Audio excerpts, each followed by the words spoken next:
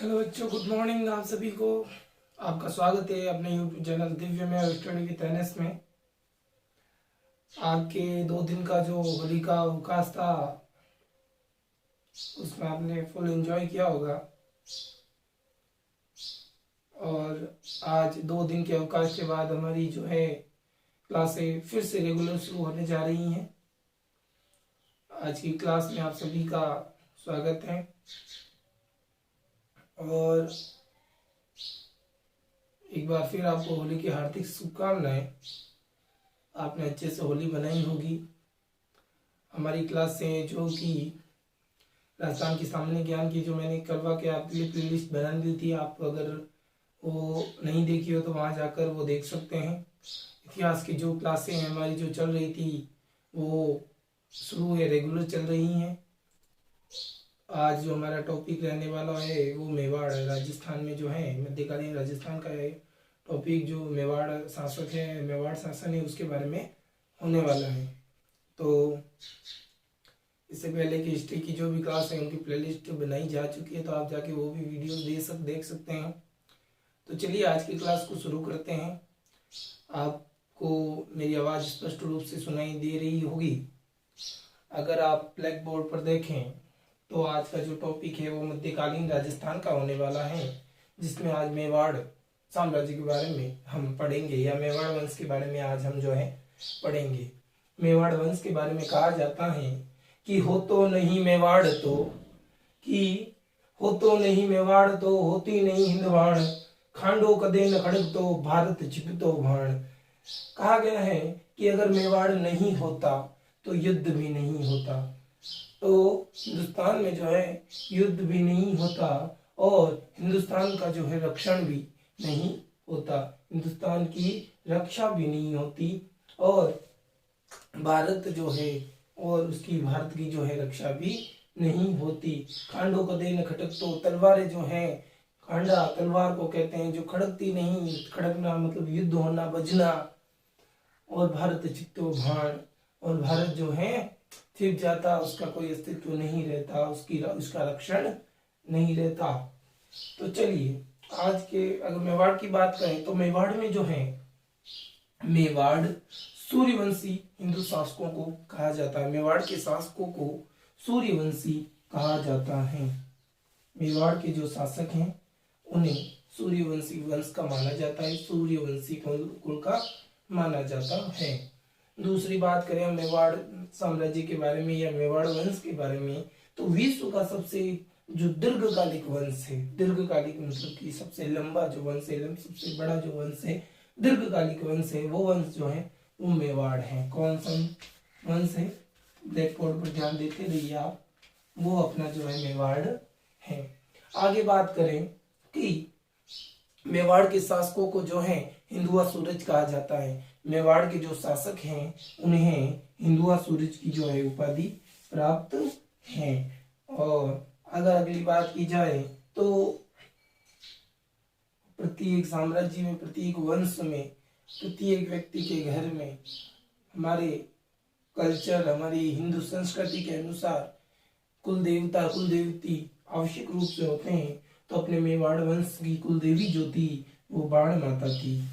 कौन थी? बाण माता। स्वयं को ये जो है एक लिंगनाथ जी का दीवान मानते थे।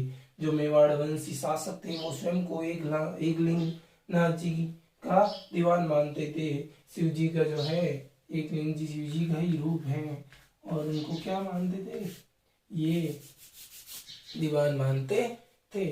आगे बात की जाए तो 50 गुहिलों ने जो है 566 में, गुहिल शासक थे, 566 में जो है मेवाड़ में जो गुहिल वंश की स्थापना की। अपने मेवाड़ में किस वंश की स्थापना की? गुहिल वंश की जो है स्थापना की। इनके वंशज गुहिल या गहलोत कहलाए। इनके जो वंशज थे वो गुहिल या गहलोत जो है कहलाए थे। तो आपको जानकारी मिल गई होंगी।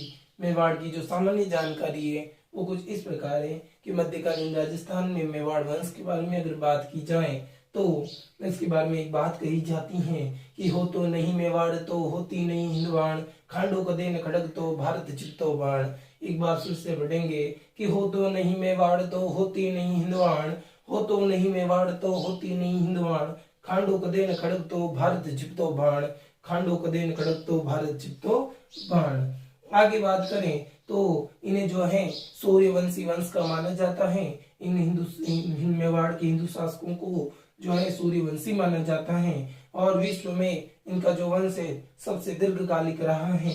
आगे बात करें तो इन शासकों को हिंदुआ सूरज की उपाधि दी जाती है। इनकी कुलदेवी की बात की जाए तो इनकी कुलदेवी जो है बाण माता है और ये जो है स्वयं को एकलांग जी यानी कि शिव जी का जो है दीवान मानते हैं। गुहिलों ने 566 में, गुहिल शासक जो थे उन्होंने 566 ईस्वी में मेवाड़ में गुहिल वंश की स्थापना की और इनके वंशज गुहिल या गहलोत कहलाए थे। तो आज मेवाड़ की सामान्य जानकारी के बारे में आपसे इतना।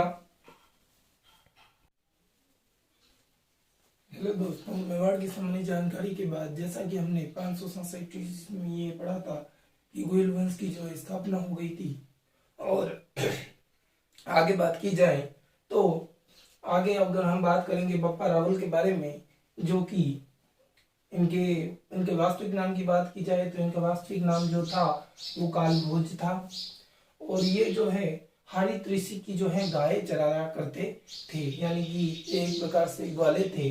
लेकिन कहा जाता है कि हरित ऋषि के आशीर्वाद से 734 ईस्वी में 734 यानी कि 734 ईस्वी ईडी में चित्तौड़ के शासक थे मान मौर्य, जिनको अपने जो है बप्पा रावल ने पराजित कर इनसे चित्तौड़ जो था छीन लिया था।